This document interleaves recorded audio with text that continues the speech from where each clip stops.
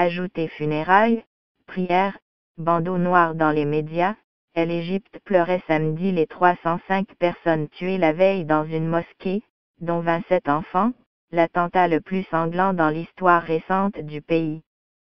Toutes les victimes ont été inhumées samedi conformément à la tradition musulmane.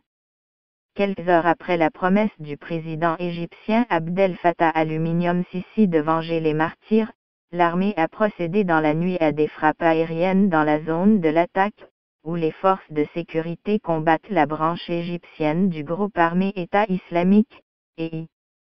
Les avions ont visé des véhicules utilisés dans l'attaque terroriste, tuant leurs occupants, a indiqué un porte-parole.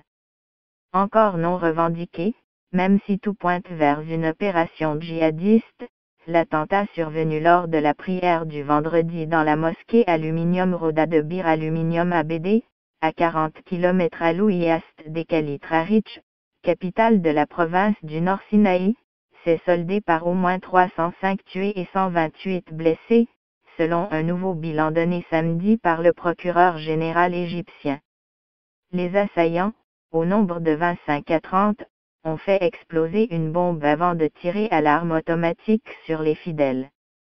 Selon le procureur, il portait de longues barbes et arborait une bannière noire avec la profession de foi islamique, ce qui pourrait correspondre au drapeau de lait.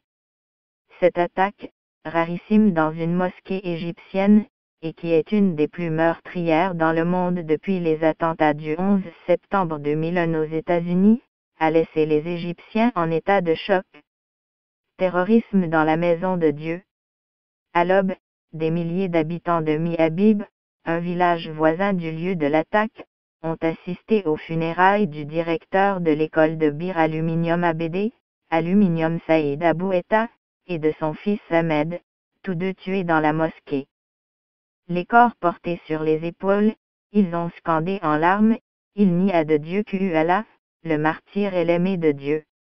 À Ismaïlia, ville proche du canal de Suez dans le nord-est du pays, où les blessés ont été transportés pour être soignés, les proches se pressaient samedi aux abords de l'hôpital, attendant désespérément des nouvelles, a constaté une équipe de l'AFP.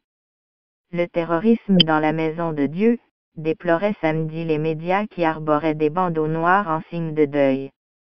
En fin de matinée, toutes les mosquées du pays ont dédié la prière aux martyrs de cet attentat et certaines devraient faire de même dans la soirée.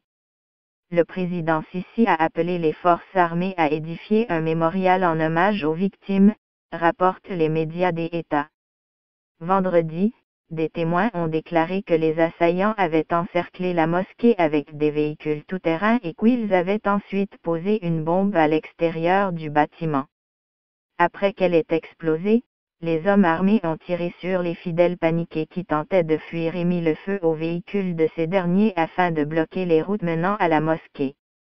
Menace, les hommes armés sont entrés dans la mosquée, ils ont tué plus de personnes qu'ils n'en ont blessé, a raconté à l'AFP Magdi Risk, blessé dans l'attaque. Ils portaient des masques et des uniformes militaires, a ajouté M.